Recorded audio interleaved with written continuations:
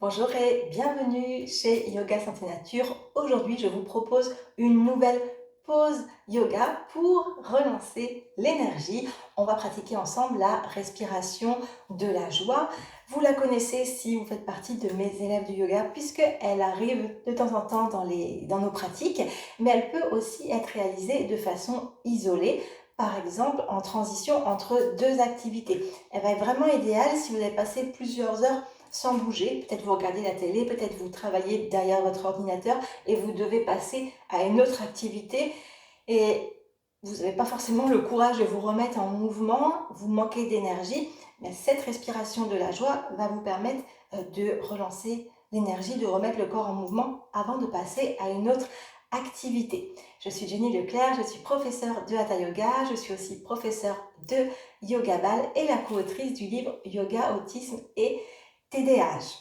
Donc, la respiration de la joie, je vais vous proposer la version pour adultes, comme je peux l'enseigner en cours de yoga, et aussi une version un peu plus adaptée pour les enfants.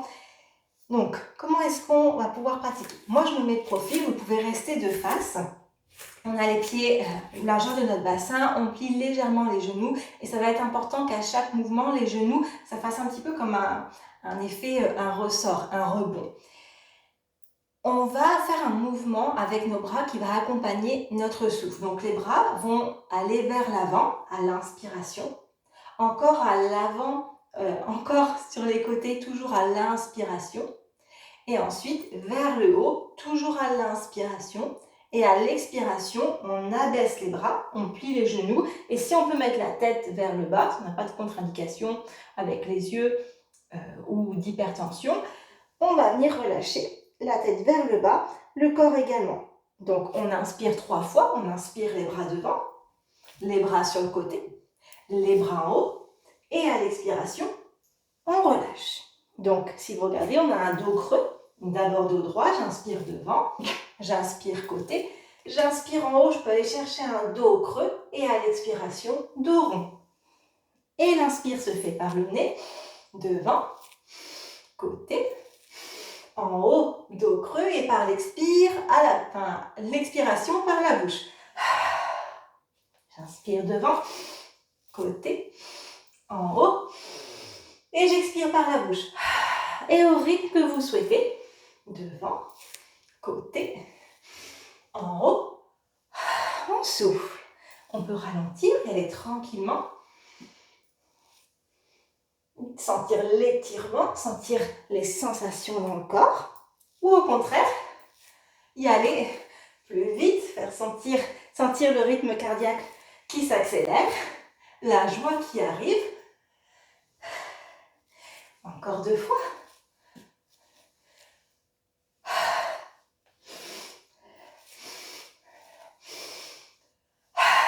Et quand c'est terminé, vous pouvez relâcher les bras et laisser se balancer. Relâchez la tête et toujours les genoux pliés, remonter tranquillement le corps, le dos et ressentir l'énergie qui circule depuis vos pieds jusqu'au sommet de votre tête dans tout votre corps et peut-être plus d'énergie pour continuer votre journée. Donc ça, c'était la version adulte avec une inspiration sur 3 fois par le nez et une expiration 1 fois par la bouche. Pour les enfants, ce qui va être important, ça va être la remise en mouvement et qui respire tout simplement. Donc ça va dépendre de l'âge de l'enfant et de ses possibilités. Les enfants avec autisme ou TDAH, c'est pas toujours facile au début de leur faire prendre conscience de la respiration et coordonner le corps en même temps.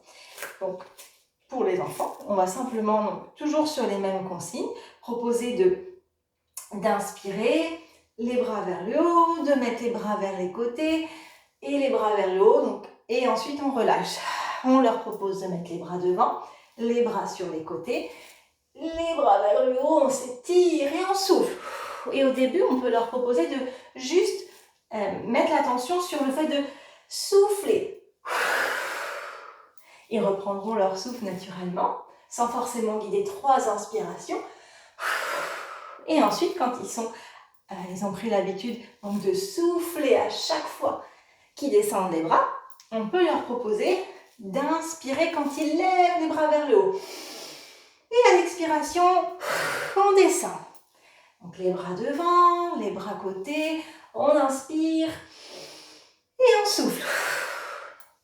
Et pareil, on leur propose d'aller à leur rythme, lentement ou rapidement, et on les laisse s'approprier la pratique et emmener cette respiration dans leur univers, puisque du coup, on pourrait imaginer toute une histoire autour de cette respiration. Alors voilà pour la pratique du jour. Personnellement, ça a augmenté mon rythme cardiaque, mon niveau d'énergie. Vous pouvez voir que la joie est là. Donc voici pour la respiration de la joie. Je vous souhaite de belles pratiques et de belles transitions. On se retrouve dans une prochaine vidéo. Namasté.